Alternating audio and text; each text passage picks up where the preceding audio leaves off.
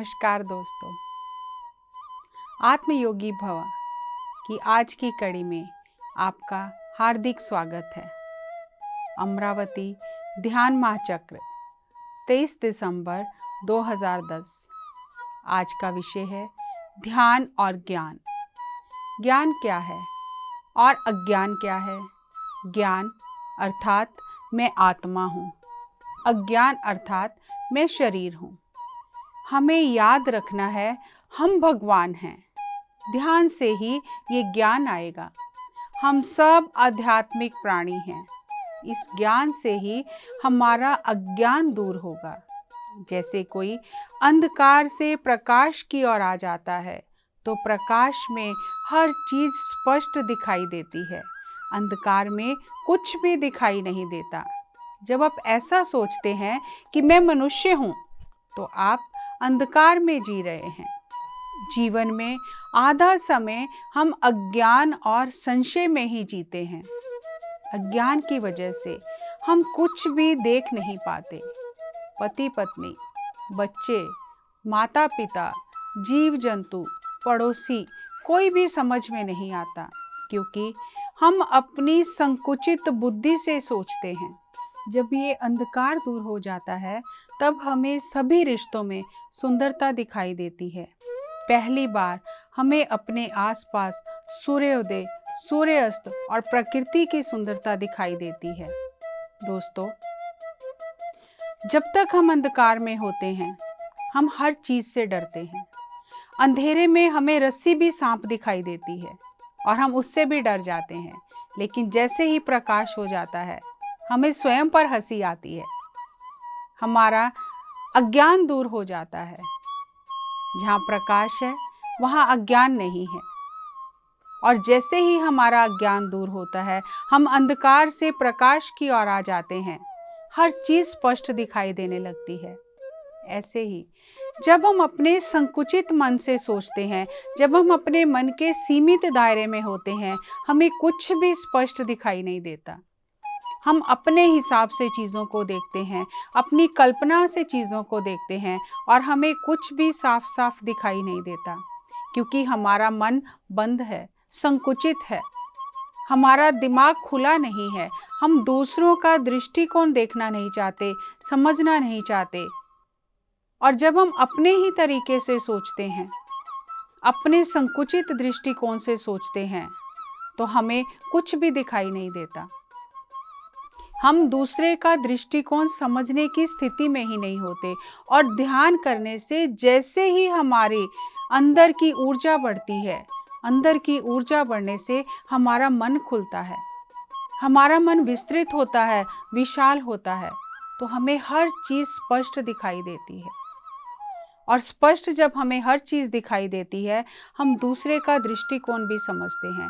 जब तक हम खुद के साथ एक नहीं होते, जब तक हम खुद के साथ मित्रता नहीं करते, हमें किसी और के साथ दृष्टिकोण, किसी और के साथ मिलजुल कर रहना नहीं आता।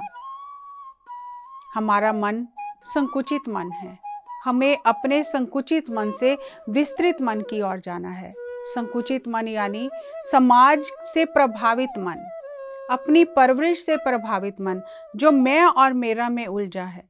लेकिन जैसे ही हम ध्यान में उतरते हैं, हमारा मन विस्तृत होता है। हम उस विशाल ब्रह्मांड के मन से जुड़ते हैं, उस विशाल दृष्टिकोण से देखते हैं। हमें हर चीज़ में सुंदरता नज़र आती है, हर परिस्थिति में सुंदरता नज़र आती है, हर रिश्ते में सुंदरता नज़र आती है।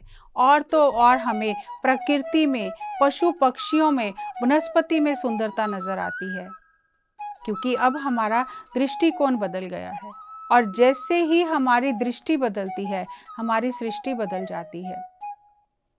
और जैसे ही हमारी सृष्टि बदलती है, हम आनंद की स्थिति में रहते हैं। अब हम हर किसी का दृष्टिकोण समझते हैं।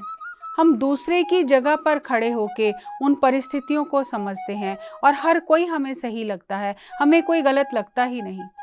हम हर परिस्थिति में, हर व्यक्ति में कुछ अच्छा ढूंढ लेते हैं। क्यों? क्योंकि हमारा मन विस्तृत हो गया है।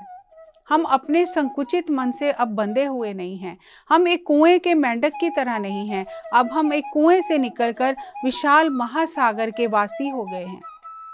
हमारी ऊर्जा बदल गई है, हमारा मन बदल गया है, हमारा नजरिया बदल गया है। हम चीज़ों को अलग अलग दृष्टिकोण से देख रहे हैं। और जैसे ही हमारा इतना विशाल दृष्टिकोण होता है, हमें हर चीज़ समझ आने लगती है, हर चीज़ में सुंदरता दिखाई देने लगती है। ये केवल और केवल ध्यान से ही संभव है। दोस्तों, इसी को अंधकार से प्रकाश की ओर आना कहते हैं। पत्री जी कहते हैं, मैं आत्मा हूँ, ये ज्ञान ध्यान से ही आता है। हम जितना ज़्यादा ध्यान करते हैं उतना ज़्यादा ज्ञान होता है। अज्ञान से हम में न्यूनतम भाव आता है और ज्ञान से उच्चतम भाव आ जाता है। जब ये ज्ञान आता है कि मैं भगवान हूँ, तुम भी भगवान हो, हम सभी भगवान हैं, तो उच्च और निम्न भाव किस लिए? जब हमारे मन में ये दोनों भाव नहीं होते तो हम सभी प्राणियों को सम्मान देते हैं। हमारे अंदर उच्चतम भाव और न्यूनतम भाव नहीं रहता। हमसे कोई कम नहीं है और हम किसी से ज़्यादा नहीं हैं। हम सब एक ही हैं। पत्री जी कहते हैं, हमें वैराग्य से नहीं, वैभव के साथ जीना है।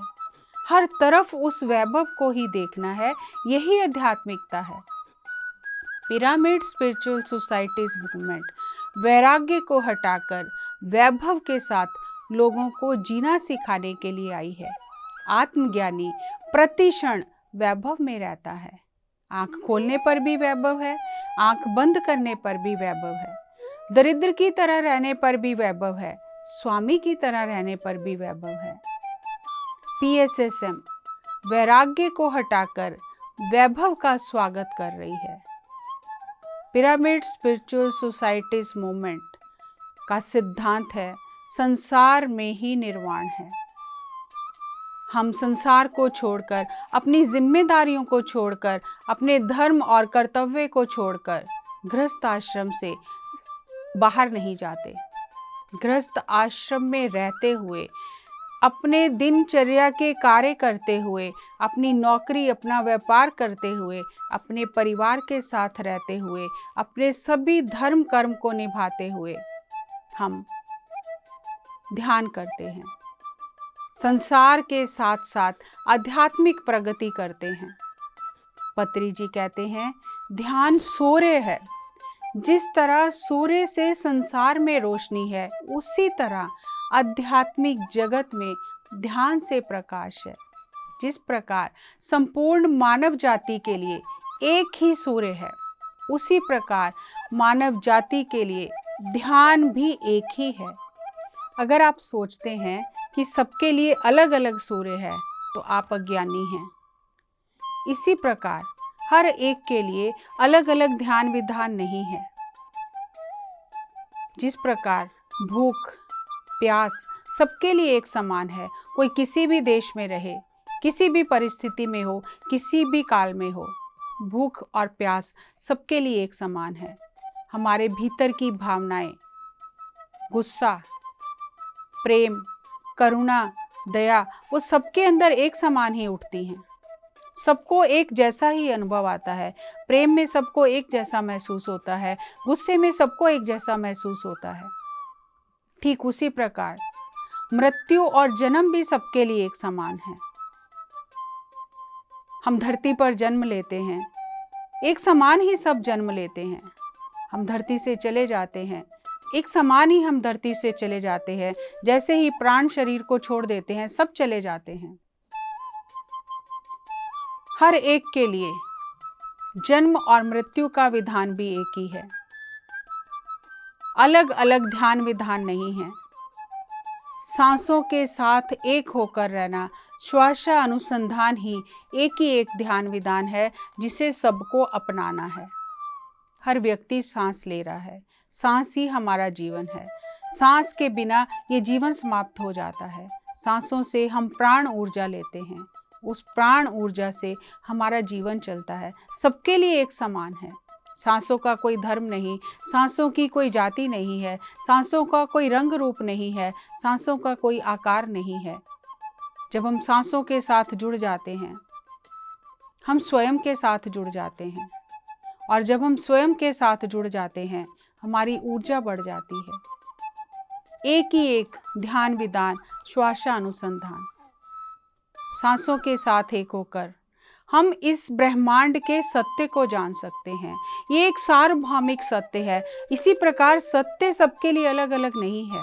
जिस प्रकार सूर्य सबके लिए एक है, सत्य भी सबके लिए एक है, और उस सत्य को जानने के लिए हमें अपनी सांसों के साथ एक होना है। सार्वभौमिक सत्य युगों युगों से एक ही है। उस सत्य को जानने के लिए, उस सत्य का अनुभव पाने के लिए हमें अपनी सांसों के साथ एक होना है। और ये बहुत सहज है, ये बहुत सरल है। सांसों के साथ एक होकर हम अपने भीतर से उन सत्य को जान सकते हैं। हम ब्रह्मांड के सत्य को जान सकते हैं। हम ब्रह्मांड में निहित ज्ञान को जान सकते हैं। ये जो सांसें हैं, ये चाबी है जिससे सभी रहस्य खुल जाएंगे, सभी ताले खुल जाएंगे। और ये चाबी सबके पास है। कोई भी सांसों के साथ एक होकर उस परम सत्य को पा सकता है, उस परम सत्य को अनुभव कर सकता है, विभिन्न ग्रहों से ज्ञान प्राप्त कर सकता है। इतनी अद्भुत ये सांसें हैं, चमत्कारी सांसें हैं। उस ब्रह्मांड के सत्य को पाने के लिए हमें सांसों के साथ एक होना है। अलग अलग ध्यान विधान, अलग अलग ध्यान की विधियां, अलग अलग मंत्र नहीं हैं। स्वयं के भीतर जाने के लिए सांसें ही मार्ग हैं। सांसें ही हमें हमारे भीतर लेकर जाएंगी। हर एक सांस आती है और चली जाती है। सांस हमारे शरीर का हिस्सा भी नहीं है, हमारे शरीर का अंग नहीं है। सांस तो आती है और जाती है। ये सांसें ही इस धरती पर हमें जोड़ कर रखे हुए हैं। इस धरती और ब्रह्मांड से हमारा नाता इन सांसों के साथ बना हुआ है। सांसों के साथ ही शरीर, मन और आत्मा का अस्तित्व है। आत्मा सांसों के साथ शरीर में प्रवेश करती है, सांसों के साथ ही शरीर को छोड़ देती है। यदि हम स्वयं को जानना चाहते हैं, अपनी आत्मा को जानना चाहते हैं, तो हम अपनी सांसों के साथ एक होकर सरलता से साधना करके, तपस्या करके, अपने अनुभव से उन सत्यों को जान सकते हैं। और ये केवल और केवल एक ही एक ध्यान विधान यानी श्वासानुसंधान से ही संभव है। पत्री जी कहते हैं, एक ही ध्यान विधान है, श्वासानुसंधान। पिरामिड मास्टर्स इस सत्य को जानकर अनुभव कर चुके हैं। श्वास के साथ रहना ही ध्यान है। जैसे सबके पास गला है पर सब गायक नहीं हैं, ऐसे ही सबके पास श्वास है मगर सब ध्यानी नहीं है। प्रत्येक व्यक्ति को सांसों के साथ एक होकर रहना है। श्वास ही कामधेनु, अक्षय पात्र, चिंतामणि, ऐरावत, वज्रायुध है। जैसे खुलकर गाना संगीत है, वैसे ही श्वास के साथ रहना ध्यान है। पिरामिड मास्टर्स ने एक ही ध्यान यानी श्वासानुसंधान को अपनाया है। ध्यान हर एक संकल्प को पूरा करने वाली और सभी समस्याओं को नष्ट करने वाली मणि है। ध्यान सब काम को पूरा करने वाला अक्षय पात्र है। इस अक्षय पात्र से आपको जो चाहिए वह मिलेगा। सिर दर्द से लेकर कैंसर तक सब बीमारियां ठीक हो जाएंगी। ध्यान को लोक कल्याण के लिए उपयोग करने वाला ही पिरामिड मास्टर है। अगर आप दूसरों के विनाश के लिए ध्यान शक्ति का उपयोग करते हैं तो ये एक क्षुद्र विद्या है। इस स्थान से सामूहिक ध्यान की तरंगें निकलकर पूरे भूमंडल में जहाँ जहाँ नकारात्मक भाव है उसको रूपांतरित कर रही हैं।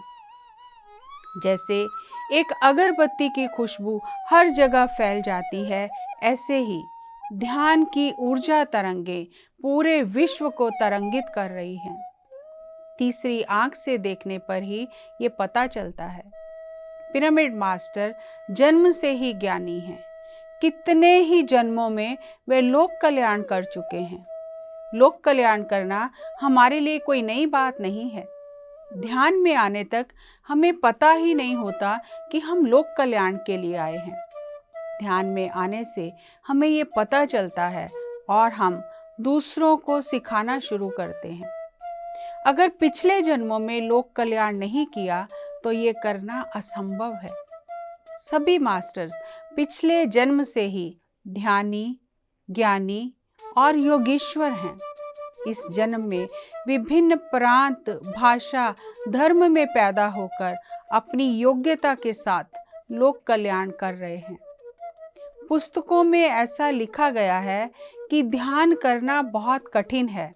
हाँ, वह सत्य है, मगर पिरामिड मास्टर्स ने पिछले जन्मों में बहुत ज़्यादा ध्यान किया है और बहुत कष्ट सहकर आए हैं।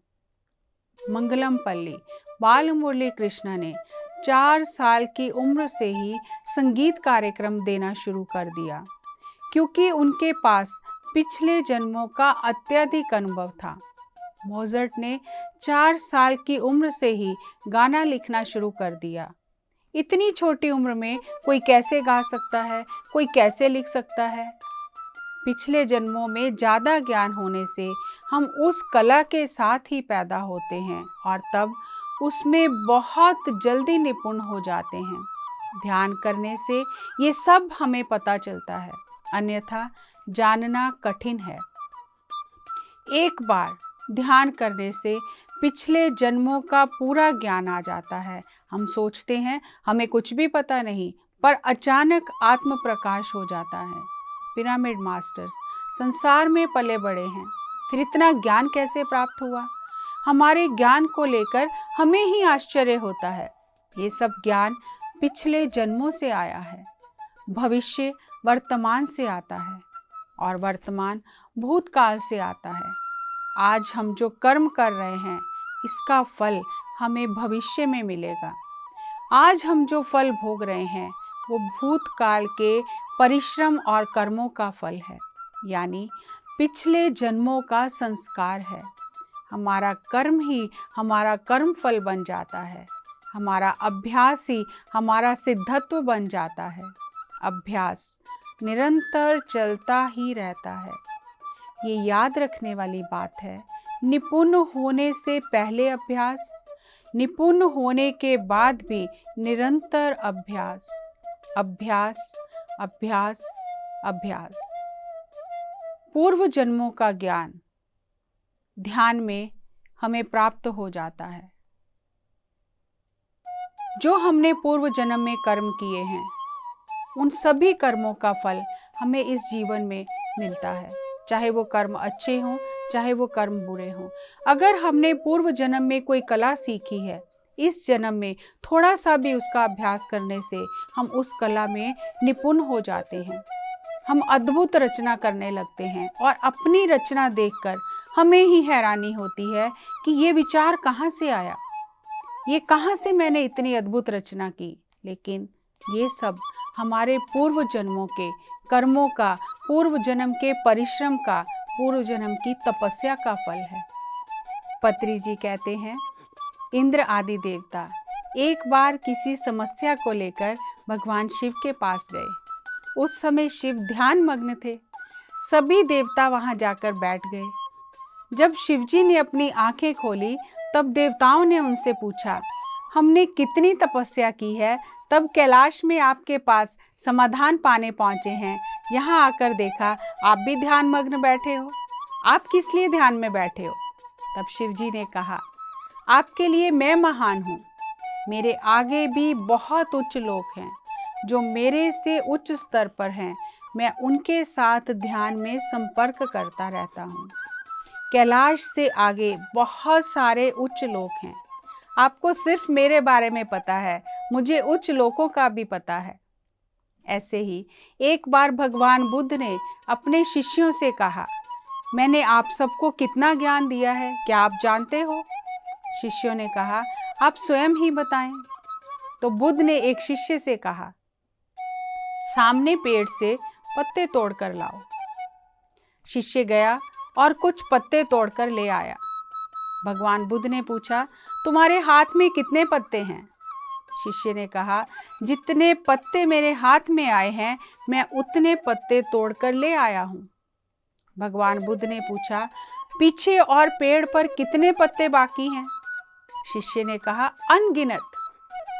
बुद्ध ने कहा, जो भी अभी तक मैंने आपको बताया है वह आपके हाथ में आए पत्तों जितना है। पूरा पेड़ जानना अभी बाकी है।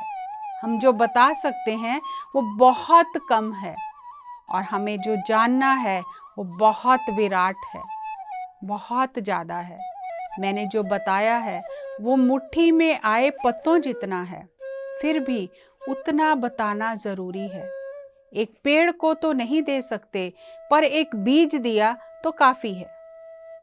वह स्वयं परिश्रम से उस बीज को पेड़ बनाएगा।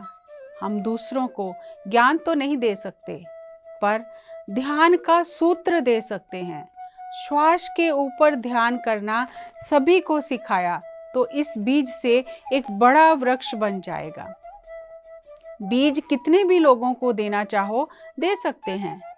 प्रत्येक व्यक्ति को ध्यान सिखाना अर्थात उस व्यक्ति को ध्यान का बीज देना है। जब आप उस व्यक्ति को यह बताते हो कि आप भगवान हो, तो आप उसको ज्ञान का बीज दे रहे हो। प्रत्येक व्यक्ति को ध्यान और ज्ञान का बीज देना ही पिरामिड मास्टर का काम है। उस ध्यान बीज की परवरिश करके वह भी एक दिन पिरामिड मास्टर बन जाएगा। सभी मनुष्य एक जैसे ही हैं, जो मास्टर बने हैं या जो मास्टर नहीं बने हैं। उदाहरण के लिए, जैसे एक स्त्री माँ बनती है, लेकिन जो स्त्री माँ नहीं बनी उसमें भी माँ बनने की पूरी क्षमता है। वह 15 साल की उम्र में या 50 साल की उम्र में कभी भी माँ बन सकती है। ऐसे ही भगवत तत्व हर एक मनुष्य के अंदर है। जब वह ध्यान में आकर खुद को जान लेता है कि मैं भगवान हूँ, तो मास्टर बन जाता है। हमारे पास सर्व शक्तियाँ हैं, पर बाहर से देखने पर कुछ भी दिखाई नहीं देता। ठीक उसी प्रकार जैसे बीज में वृक्ष बनने का पूरा सामर्थ्य है, पर बाहर से कुछ भी दिखाई नहीं देता। बच्चा पैदा करने का सामर्थ्य हर स्त्री के अंदर है, पर उसके लिए उसे माँ बनने की प्रक्रिया पूरी करनी है। ऐसे ही हमारे पास कुंडलनी, तृतीय नेत्र, 7 शरीर आदि सभी शक्तियाँ हैं, पर केवल ध्यान से ही ये शक्तियाँ जागृत होंगी। आंखें बंद करके श्वास के साथ ध्यान करने से हमारे अंदर की शक्तियाँ जागृत हो जाती हैं। हम बीज रूप में भगवान हैं, हमें वृक्ष रूप में भगवान बनना है। हमारे अंदर वो सब शक्तियाँ, वो सब ज्ञान निहित है। हमें ध्यान करके उस ज्ञान का वृक्ष बनाना है। जब हम ध्यान करते हैं और उस बीज की परवरिश करते हैं, तो उस बीज की परवरिश करने से वो जो बीज है वो एक फलदार, एक बहुत विराट वृक्ष बन जाता है। दोस्तों, आज हमने जाना हम सब भगवान हैं। मैं भी भगवान हूँ, आप भी भगवान हैं। पत्री जी के इस दिव्य ज्ञान से हम ये जान पाए कि हम सब में वो भगवत तत्व है और उस भगवत तत्व को हमें पहचानना है। और उसका मार्ग हमें पत्री जी ने बताया कि सांसों के साथ एक होकर हम अपने भगवत तत्व को जानकर अपनी उस शक्ति को जगा सकते हैं। दोस्तों, चलिए आज से ध्यान अभ्यास करें, अपने भीतर की सोई हुई शक्तियों को जगाएं। निरंतर अभ्यास अभ्यास अभ्यास। अगली कड़ी में एक नए विषय के साथ, पत्री जी के ज्ञान के साथ आपसे फिर मुलाकात करेंगे। धन्यवाद।